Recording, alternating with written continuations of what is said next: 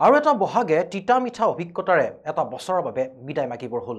ৰঙালী বিহুৰ নামত অপ্ৰাসংগিক জাকজমকতা যুক্তিহীন বিতৰ্ক আৰু একাংশ শ্ৰোতাৰ লগতে একাংশ তথাকথিত কণ্ঠশিল্পীৰ ভেকু ভাওনাৰে বিদায় দিয়া হ'ল এইবাৰৰ বহাগত বহু চিন্তাৰ খোৰাক দি গ'ল এইবেলিৰ বহাগে পুনৰ এটা বছৰৰ বাবে বিদায় মাগিলে যেহেতু বহাগে গতিকে কিন্তু বহাগ গ'লেও বহাগৰ মঞ্চক লৈ বিতৰ্ক বৰ্তমানো অব্যাহত আছে কেতিয়াবা যদি মানস প্ৰবীণ কেতিয়াবা বন্দিতা কেতিয়াবা প্ৰাপ্তি আৰু এইবাৰ ভিক্টিম হৈ পৰিছে সান্নিধ্য ভূঞা সিদিনা মৌচুম গগৈ ভিক্টিম আছিল আৰু মৌচুম গগৈৰ পাছত এইবাৰ সান্নিধ্য ভূঞা ভিক্টিম হৈ পৰিছে অৰ্থাৎ বহাগ শেষ জেঠ পৰিলহি কিন্তু বহাগক কেন্দ্ৰ কৰি ৰঙালী বিহুৰ যি সাংস্কৃতিক সন্ধিয়া সেই সাংস্কৃতিক সন্ধিয়া ৰাজ্যৰ ভিন্ন প্ৰান্তত বৰ্তমানো অব্যাহত আছে আৰু হয়তো কিছুদিনলৈ অব্যাহত থাকিব তাত কোনো কথা নাই ইয়াত শিল্পী কলাকুশলীৰ বাবে অতিকৈ এক ভাল খবৰ কিয়নো যিমানে সাংস্কৃতিক অনুষ্ঠান হ'ব বছৰটোৰ বাবে এক আৰ্থিক পুঁজি যোগাৰ কৰিবলৈ সক্ষম হয় শিল্পীসকল কিন্তু তাৰ মাজতে এনেধৰণৰ যিসমূহ বিতৰ্কৰ সৃষ্টি হৈছে এই বিতৰ্কক লৈ বহু প্ৰশ্নৰ উদ্ৰেক কৰিছে প্ৰশ্ন হৈছে কেতিয়ালৈ এই বিতৰ্কসমূহ চলিব কিয়নো এজনৰ পাছত আন এগৰাকী কণ্ঠশিল্পীক মঞ্চতেই চৰম অপমান কৰিছে কেতিয়াবা যদি উদ্যোক্তা কমিটিয়ে কৰিছে কেতিয়াবা উদ্ভণ্ডালী দৰ্শক একাংশ উদণ্ড দৰ্শকে এনেধৰণৰ অটপালি কৰিছে আজিৰ এই প্ৰতিবেদনত আমি তাকে আলোচনা কৰিম প্ৰথমে গ্ৰাফিকেলি আপোনালোকক কেতবোৰ তথ্য আমি জনাই দিছোঁ যে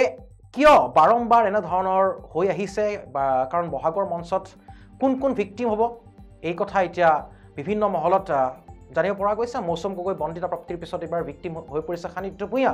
বহাগতে নিন্দিত আৰু বহাগতেই বন্দিত হৈছে শিল্পী মাজুলীৰ মঞ্চত দেখিবলৈ পোৱা গৈছিল যে অপমানিত হৈছিল মানস প্ৰবীণ আৰু ৰূপাংকিত অলংকিতাৰ সৈতেও মঞ্চত অনাকাংক্ষিত ঘটনা সংঘটিত হোৱাৰ খবৰ আহি পৰিছে হোজাইৰ পৰা এইবাৰ সান্নিধ্য ভূঞাৰ সংগীতানুষ্ঠানত উদ্যোক্তা সমিতিয়ে অটপালি দেখিবলৈ পোৱা গ'ল এতিয়া প্ৰশ্ন হৈছে যে বহাগৰ মঞ্চত এনেধৰণৰ বিতৰ্ক এনেধৰণৰ অটপালি সেয়া উদ্যোক্তা সমিতিৰে হওক বা একাংশ উদণ্ড দৰ্শকৰে হওক কেতিয়ালৈ চলিব আমি প্ৰতিটো ক্ষেত্ৰতে আমি যেতিয়া এনেধৰণৰ বিতৰ্কৰ সৃষ্টি হয় আমি কাৰেণ্টনা চাই চেষ্টা কৰি আহিছোঁ যে সঠিক যুক্তিযুক্ততা বিজ্ঞানসন্মত চিন্তাধাৰাৰ জৰিয়তে এইসমূহ বিতৰ্কৰ চৰ্চা হওক কিয় বহাগৰ মঞ্চত এনেধৰণৰ বিতৰ্ক কাৰণ বহাগৰ মঞ্চৰ এক সুকীয়া মৰ্যাদা আছে বহাগৰ মঞ্চ কোনো কনচাৰ্ট নহয় বা কোনো সোণপুৰৰ মেলাও নহয় যে ইয়াত বাৰম্বাৰ এনেধৰণৰ বিতৰ্ক সংঘটিত হৈ থাকিব আৰু সহজ সৰল জাত্যাভিমানী যি অসমীয়া জাতিটোই নীৰৱ দৰ্শক হৈ চাই থাকিব কেৱল বহাগ মাহতে বিহু বা বহাগ বিহুৰ যি আধ্যাত্মিক তাৎপৰ্য সেই আধ্যাত্মিক তাৎপৰ্য সাত বিহুলৈহে প্ৰতিগৰাকী অসমীয়াই যেন উনুকিয়াই থাকে নৱপ্ৰজন্মক আৰু সাত বিহু যোৱাৰ পিছতেই এই যি বহাগৰ মঞ্চ দেখিছে এই বহাগৰ মঞ্চ হৈ পৰে ডিস্কোথেক দৃশ্যাংশ আপোনালোকে চাই লওক এই দৃশ্যাংশ আপুনি দেখুৱাইছোঁ এই দৃশ্যাংশ হৈছে সান্নিধ্য ভূঞাৰ এখন সংগীতানুষ্ঠানৰ দৃশ্য য'ত সান্নিধ্য ভূঞাৰ যি তেওঁলোকৰ সংগীত শিল্পীসকল আছিল লগত সহযোগ কৰা বাদ্যযন্ত্ৰীসকল আছিলে তাতে এনেধৰণৰ গুটিয়াগুটি পৰিস্থিতিৰ সৃষ্টি হৈছে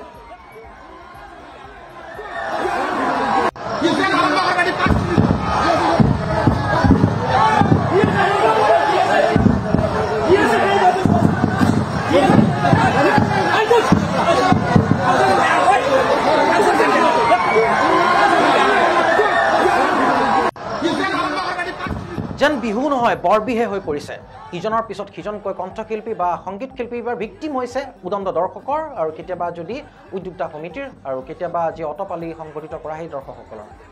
আৰু ক'বলৈ গ'লে অতি পৰিতাপৰ বিষয় যে আজিকালিৰ বিহু ফাংচন মানেনো কি কোনোবা এজন নাম জ্বলা আমন্ত্ৰিত শিল্পীৰ সুৰাৰ ৰাগীত পৰিৱেশন কৰা আধুনিক বিহু সুৰীয়া হিন্দী সুৰ তালবিহীন গীতৰ লহৰ আৰু তাৰ লগতে দৰ্শকৰ বিকট চিঞৰ বুকাত বাগৰি বাগৰি কৰা নৃত্যৰ উদ্ভণ্ডালি এইবোৰ নহ'লে যেন অসমত বিহুৱেই নহ'ব চাওকচোন কি এক উদ্বেগজনক পৰিস্থিতিত আহি অসমীয়া জাতিটো থিয় হৈছেহি যি বহাগ বিহুক লৈ সুধাকণ্ঠ ভূপেন হাজৰিকাই কৈছিল যে বহাগ এটি ঋতু নহয় বহাগ এটি মাহ অসমীয়া জাতিৰ ই আয়ুস ৰেখা গণজীৱনৰ ই খা এতিয়া এই বহাগৰ মঞ্চ কিদৰে গণজীৱনৰ খা হৈ পৰিব কাৰণ পৰিয়াল লৈ আপুনি যে ৰঙালী বিহুৰ মঞ্চ উপভোগ কৰিবলৈ যাব সেয়াটো ধুৰুপ এতিয়া আহিছোঁ আপুনি যি দৃশ্য দেখিছে সেয়া সান্নিধ্য ভূঞাৰ কিছুদিন পূৰ্বৰ আজিৰ পৰা দুদিন পূৰ্বৰ এক খবৰ আহি পৰিছিল সেই খবৰ অনুসৰি ভৱানীপুৰৰ ভোগপুৰত অনুষ্ঠিত হোৱা ৰঙালী বিহু সন্মিলনলৈ আমন্ত্ৰণ জনোৱা হৈছিল উদীয়মান কণ্ঠশিল্পী ভগ্নীজ্যোতি বন্দিতা আৰু প্ৰাপ্তি ছ'চিয়েল মিডিয়াত অতিকৈ জনপ্ৰিয় বন্দিতা আৰু প্ৰাপ্তি কিন্তু সংগীতানুষ্ঠানৰ মাজতে অনাকাংক্ষিত পৰিস্থিতিৰ সন্মুখীন হ'ব লগা হয় বন্দিতা বৰুৱা আৰু প্ৰাপ্তি বৰুৱা অভিযোগ অনুসৰি নিৰ্ধাৰিত মাননিতকৈ উদ্যোক্তা সমিতিয়ে দুয়োগৰাকী উদীয়মান কণ্ঠশিল্পীক কমকৈ মাননি দিয়ে ফলশ্ৰুতিত উদীয়মান কণ্ঠশিল্পী দুগৰাকীৰ লগতে কণ্ঠশিল্পী দুগৰাকীৰ অভিভাৱক আৰু সহযোগী বাদ্যযন্ত্ৰীসকলো বিবুদ্ধিত পৰে পৰ্যায়ক্ৰমে পৰিস্থিতি এনে পৰ্যায় পাইগৈ যে দুয়োগৰাকী উদীয়মান কণ্ঠশিল্পীক হেঁচা প্ৰয়োগ কৰি সংগীতানুষ্ঠান পৰিৱেশন কৰোৱাই উদ্যোক্তা সমিতিয়ে ছ'চিয়েল মিডিয়াত এই ঘটনা সন্দৰ্ভত ইতিমধ্যে বিভিন্ন ধৰণৰ ট্ৰেণ্ড গঠন হৈছে বিভিন্ন সমালোচনা কৰিছে বিভিন্ন নেটিজনে কিন্তু এনেধৰণৰ ঘটনা এতিয়া বহাগৰ সুলভ আৰু বৰ্তমান সান্নিধ্য ভূঞা এবাৰ ভিক্টিম সান্নিধ্য ভূঞাৰ এগৰাকী সহযোগী কণ্ঠশিল্পী বুলিও ক'ব পাৰে বা বাদ্যযন্ত্ৰী বুলিও ক'ব পাৰে প্ৰান্তিক দাস সাংস্কৃতিক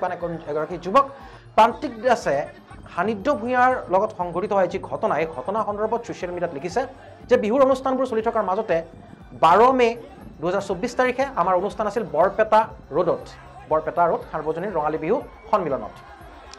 শিৱসাগৰৰ পৰা পুৱা 6টা বজাতে আমি গাড়ীৰে যাত্ৰা আৰম্ভ কৰিছিলোঁ যেহেতু দূৰণিবতীয়া বাট আমাক অনুষ্ঠান পৰিৱেশনৰ সময় দিছিল 10 বজাত কিন্তু দুৰ্ভাগ্যক্ৰমে আমাৰ বহু কিছু সমস্যাৰ বাবে আমি 10:30 মানতহে বিহুতলি পাইছিলোঁগৈ যেহেতু শিৱসাগৰৰ পৰা একেৰাহে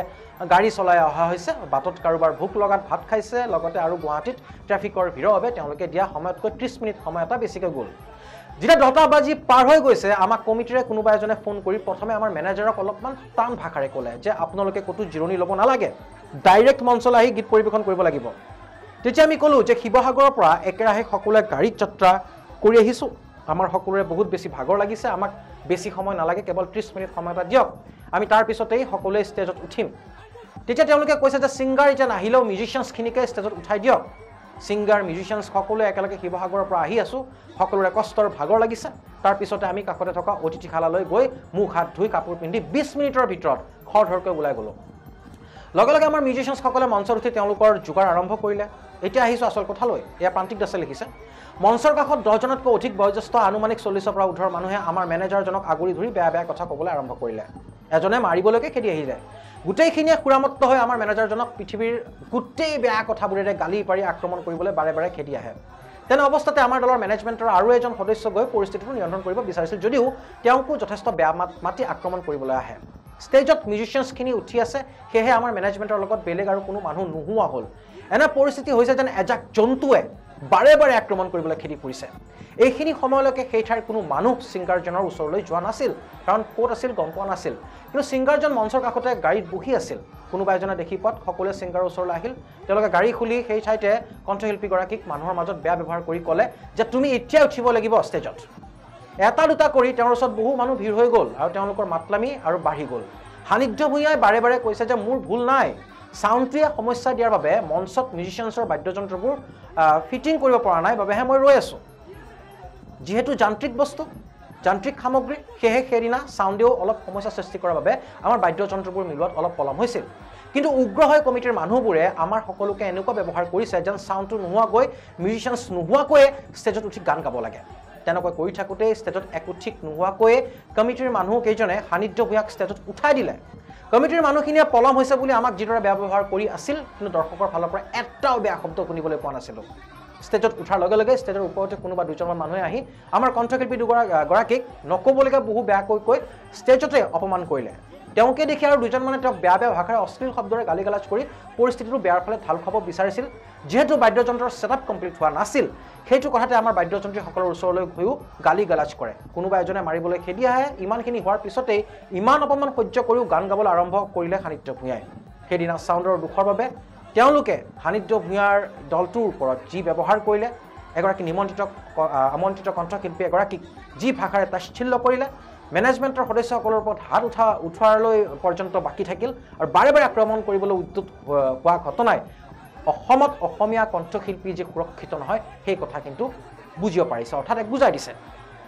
যান্ত্ৰিক বিজুতি প্ৰত্যেকটো অনুষ্ঠানত থাকে সেই যান্ত্ৰিক বিজুতিৰ বাবে মানুহে দানৱ ৰূপ লৈ নিমন্ত্ৰিত দি দলক তেনেকুৱা ব্যৱহাৰ কৰাটো মুঠেই গ্ৰহণযোগ্য নহয় এয়া আছিল প্ৰান্তিক দাসৰ এটা ছ'চিয়েল মিডিয়াত এটা পোষ্ট যিটো পোষ্টত এই ভাইৰেল ভিডিঅ' অৰ্থাৎ ক'বলৈ গৈছোঁ সান্নিধ্য ভূঞাৰ মঞ্চত সংঘটিত হোৱা যি ধৰণৰ অনাকাংক্ষিত ঘটনা সন্মুখীন হৈছিল শিল্পীগৰাকী এই বিতংভাৱে তথ্য লিখি প্ৰান্তিক দাসে এইখিনি লিখিছে ফেচবুকত এতিয়া কথাটো হ'ল যে কিয় এনেধৰণৰ পৰিস্থিতি বাৰম্বাৰ উদ্ভৱ হৈছে ইয়াত সান্নিধ্য ভূঞাৰ হৈ যিগৰাকী অনুৰাগীয়ে হওক আমি অনুৰাগী বুলি কৈছোঁ বা নেটিজেন বুলি কৈছোঁ যিগৰাকী এই পোষ্টটো কৰিছে তেওঁ এটা কথা বাৰম্বাৰ কৈছে যে ইয়াত উপস্থিত দৰ্শকৰ তৰফৰ পৰা কোনো এটা বেয়া শব্দ নাছিল আছিল উদ্যোক্তা সমিতিৰ তৰফৰ পৰা অৰ্থাৎ এই বিহু সমিতি যি যি বিহু কমিটিত আপোনালোকে যদি চাই সভাপতিজন কোন হ'ব কোনোবা ৱাইন শ্বপৰ মালিক বা কোনোবা ঠিকাদাৰ কণ্ট্ৰেক্টৰ সাংস্কৃতিক সম্পাদক কালচাৰ ছেক্ৰেটাৰী কোন হ'ব কোনোবা ঠিকাদাৰ কোনোবা কণ্ট্ৰেক্টৰ বা কোনোবা বাছৰ মালিক যাৰ কোনো ন্যূনতম সাংস্কৃতিক জ্ঞান নাই যাৰ বাবে উদ্যোক্তা কমিটিসকলে সামান্য দুটা পেক কৰাৰ পাছত কোন শিল্পী কোন নাগাৰ নামৰ পাঠিকা কোন বাছৰ হেণ্ডিমেন কোন কণ্ট্ৰেক্টৰ চিনি নোপোৱা হয় আৰু তেনেকুৱা ধৰণৰ সেই মানুহখিনিয়ে সেই উদ্যোক্তা কমিটি লগ হৈ বিহু সন্মিলন পাতে পতাকা উত্তোলন কৰে আৰু পতাকাৰ তলত বিশিষ্টসকল গৈ সমবেত সংগীতত তেওঁলোকে হাত চাপৰি দিয়ে আজি বন্দুকী চন্দ্ৰে সমাগত বিৰাটন নৰনাৰায়ণৰ ৰূপ এয়া হৈছে বৰ্তমান অসমৰ বহাগ শিল্পী এগৰাকী যিকোনো এটা বিষয়ৰ ওপৰত এটা অদ্ভুত মন্তব্য দিব আৰু তেওঁলোকৰ অনুৰাগীসকলে কিৰিলি পাৰি তাকে সমৰ্থন কৰিব সেইখিনিলৈও ঠিক আছিল শিল্পীগৰাকীৰ অনুৰাগী যেহেতু বহুত এগৰাকী শিল্পীৰ অনুৰাগীৰ সংখ্যা বহুত থাকে যথেষ্ট থাকে কিন্তু মনত ৰাখিবলগীয়া কথা এয়াই মন কৰিবলগীয়া কথা এয়াই যে উদ্যোক্তা যিসকল মই ক'লোঁ আমি কৈছোঁ যে পূৰ্বতেও এই উদ্যোক্তা কমিটিসকলে কিন্তু কাকো চিনি নাপায় কোন শিল্পীৰ মাজত তেওঁলোকে শিল্পী সত্তা কি শিল্পীৰ গুণগত মান কি শিল্পীসকলৰ সুবিধা অসুবিধা তেওঁলোকে একো নাজানে তেওঁলোকে কেৱল জানে যে চিনাকি যদি কণ্ঠশিল্পীগৰাকী যদি চিনাকি হয় সেই চিনাকি কণ্ঠশিল্পীগৰাকীয়ে মঞ্চলৈ আহক সাংস্কৃতিক সম্পাদক বা সভাপতি বা সম্পাদকৰ উদ্যোক্তা কমিটিৰ অংশী বংশীক মাতি অলপ উঠাই দিয়ক মঞ্চতে যাতে সেই অঞ্চলটোত তেওঁলোকৰ এক ক'বলৈ গ'লে এক যিমান জোৰ সেই জোৰটো যাতে প্ৰকাশ পায় এয়া হৈছে বিহু যি হওক এনেদৰে চলি আছে এতিয়া মানস প্ৰবীণৰ প্ৰসংগলৈ আহিছোঁ সেইদিনা মাজুলীত যি মাজুলীৰ হৈ মানস প্ৰবীণ মাটিৰ গুণ থকা এগৰাকী সংগীত শিল্পী সেই মানস প্ৰবীণে মাজুলীৰ এজনী ছোৱালীয়ে দুখ পালে শীৰ্ষক গীত লিখিছিল মাজুলীতে এক অনুষ্ঠান পৰিৱেশন কৰিবলৈ গ'ল আৰু পৰিৱেশন কৰিবলৈ যাওঁতে সংগীতানুষ্ঠান পৰিৱেশন কৰিবলৈ যাওঁতে এক অঘটন সংঘটিত হ'ল সেয়া হ'ল যে কমিটিখনে পইচা যোগাৰ কৰিব নোৱাৰিলে উদ্যোক্তা কমিটিয়ে পইচা যোগাৰ কৰিব নোৱাৰিলে যি নিৰ্ধাৰিত চুক্তি আছিল আৰু সদশেষত আহি এই কমিটিৰ দুজনমান ল'ৰা আহি এখন চেক দিলে যিখন চেক এগৰাকী ৰিটায়াৰ্ড টিচাৰৰ পেঞ্চন হোল্ডাৰ তেওঁ এখন চেক দিলে আৰু মানস প্ৰবীণে লগে লগে মঞ্চত আহি ক'লে যে মই যদি মানস প্ৰবীণে এনেধৰণৰ এখন চেক লৈ যিখন চেক ৰিটায়াৰ্ড এগৰাকী শিক্ষকৰ অৰ্থাৎ অৱসৰপ্ৰাপ্ত শিক্ষয়িত্ৰীৰ পেঞ্চন একাউণ্টৰ এখন চেক লৈ মানস প্ৰবীণে গান গাব নোৱাৰে আৰু এই কথাত শিল্পী সত্তা স্বতঃস্ফূৰ্তভাৱে প্ৰকাশ পাইছে মানস প্ৰবীণৰ বহুতে বাহ কৈছে বাহ কোৱাৰ যোগ্য মানস প্ৰবীণ কাৰণ মানস প্ৰবীণে সেই সময়ত নিজক যি নিজক সংযত কৰি যি ধৰণে এক কৌশলী স্থিতি বুলিয়ে কৈছোঁ বাৰু যি ধৰণে জনসাধাৰণক উদ্দেশ্যি মঞ্চত আহি তেখেতে জনসাধাৰণক লগত লৈ খুব শান্তিপূৰ্ণভাৱে সংগীতানুষ্ঠান পৰিৱেশন কৰিলে আৰু তাৰ পাছতে ৰাইজৰ সহায় সহযোগো তেখেতে পালে গতিকে এয়া আছিল এগৰাকী শিল্পীৰ এটা দিশ আমি যদি শিল্পীক দুটা ভাগত বিভক্ত কৰোঁ ইয়াৰ বিপৰীতে কি হৈছে ইয়াৰ বিপৰীতে একাংশ কণ্ঠশিল্পীয়ে কেতিয়াবা যদি ব্যৱহাৰ কৰিছে অটোটিউন আৰু কেতিয়াবা উন্মাদ নৃত্য ধৰিবই নোৱাৰি নাচিছে নে তেওঁলোকে গীতে গাইছে গতিকে ইয়াত উদ্যোক্তা কমিটিৰো ক'ৰবাত বুলি নহয় 100% ভুল আছে যি ধৰণৰ বিতৰ্কিতা সৃষ্টি হৈছে লগতে ভুল কাৰ আছে সেই একাংশ সংগীত শিল্পীসকলৰ যিসকল সংগীত শিল্পীয়ে নিজকে তৰল হিচাপে প্ৰমাণিত কৰিছে যিসকল সংগীত শিল্পীক দেখি তথাকথিত সংগীত শিল্পীক দেখি প্ৰকৃত সংগীত শিল্পীসকলক অপমান কৰিবলৈ কুণ্ঠাবোধ নকৰা হৈছে এয়া হৈছে বৰ্তমান পৰিস্থিতি বিহু গানৰ মাজতে দুই এটা অশ্লীল শব্দ থকাটো আজিকালি যেন বাঞ্ছনীয় হৈ পৰিছে লগতে সহশিল্পীৰ প্ৰতি অশোভনীয় ব্যৱহাৰ অশ্লীল গালিগালাজ নিক্ষেপ এইবোৰ এতিয়া বহাগৰ সুলভ দৃশ্য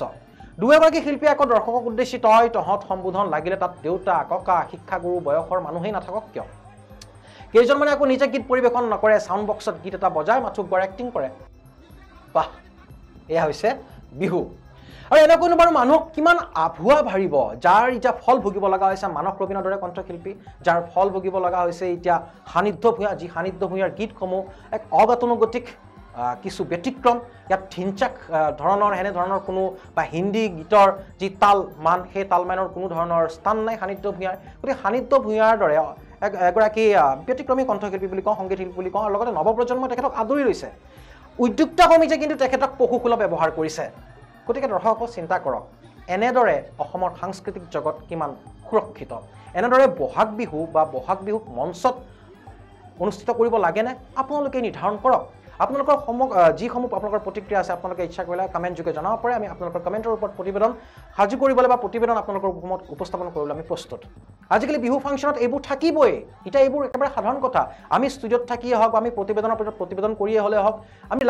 একো লাভ নহয় গলৰ শিৰ চিঞৰি বা আমি যদি পেনেল ডিছকাশ্যনো কৰা হয় কোনো এটা ডাঙৰ চেনেলত তেতিয়াও একো লাভ নাই কাৰণ সেই উদ্যোক্তা সমিতিসমূহৰ মান নিৰ্ধাৰণ কোনে কৰে সেই এক ডাঙৰ প্ৰশ্ন তেওঁলোকক কোনে দিয়ে সভাপতি সম্পাদকৰ দৰে বিহু সমিতিৰ বিয়াগুম বিহু যিসমূহ সন্মিলন তাৰ দায়িত্ব কোনে দিয়ে এয়া কিন্তু এক ডাঙৰ প্ৰশ্ন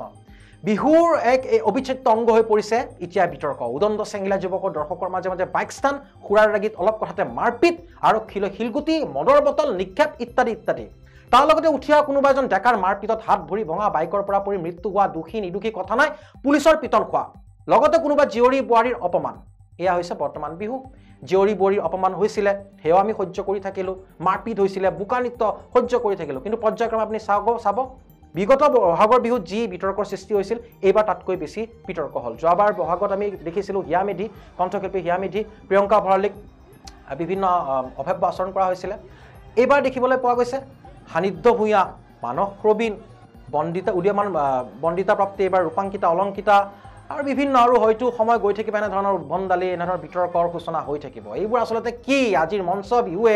কোনফালে গতি কৰিছে মদ নাখালে বিহু নহয় নেকি মদৰ নিচাত বোকাত বাগৰি নচা থুকি আনন্দ কৰা বুলি কয় নেকি অসমীয়াৰ আৱেগ বিহু এনেদৰে চলিব লাগিলে এদিন বিহুৰ অস্তিত্ব নাইকিয়া হ'ব বাহিৰৰ মানুহে হয়তো ভাবিব বিহু মানে এনেকুৱা বোকা নৃত্য চকী ভঙা উদ্ভণ্ডালি কৰি জপিওৱাৰ লগতে কণ্ঠশিল্পী যদি বা সংগীত শিল্পীয়ে যদি কিবা অলপো কৰে তেনেহ'লে তেখেতক পাকে প্ৰকাৰান্তৰে মঞ্চতে অপমান কৰা এয়া হৈছে বৰ্তমান বিহু আন নালাগে বিহু ফাংচনৰ আইন শৃংখলা নিয়ন্ত্ৰণত থকা কেন্দ্ৰীয় আৰক্ষী বাহিনীৰ অসমৰ বাহিৰৰ জোৱানকেইজনে হয়তো তেওঁলোকৰ ঠাইত বিহুৰ বিষয়ে এনেকৈ ক'বগৈ গতিকে এয়া আছিল বিহুৰ বিতৰ্ক এবাৰ সান্নিধ্য ভূঞা যিহেতু ভিক্টিম কিন্তু এয়া বহাগ বিহু হৈ থকা নাই বিহু এতিয়া বৰ বিহু হৈছে আৰু বৰ বিহু এই বহাগ বিহু এক অপসংস্কৃতিৰ সৃষ্টি কৰিছে আৰু সেয়া হৈছে শিল্পীসকলক অপমান কিন্তু এই ক্ষেত্ৰত শিল্পীসকলৰ দায়বদ্ধতা আছে শিল্পীসকলে তৰল হ'ব নালাগিব তেওঁলোকৰ সামাজিক দায়বদ্ধতা মঞ্চত তেওঁলোকে গীতসমূহ যি পৰিৱেশন কৰিব সেই শালীনতা তেওঁলোকে বজাই ৰাখিব লাগিব নহ'লে সান্নিধ্য ভূঞা মানস প্ৰবীণ বন্দিতা প্ৰাপ্তি ৰূপাংকিতা অলংকিতা দীপলিনা দীপান্বিতা কোনো শাৰী নাযাব ভিক্টিম হৈ থাকিব আৰু আমি পূৰ্বেও কৈছোঁ যে এদিন এই বহাগৰ মঞ্চ অতি দুৰ্ভাগ্যজনকভাৱে হৈ পৰিব বিহাৰৰ সেই সোণপুৰ মেলা চাই থাকিব কাৰেণ্ট আছাম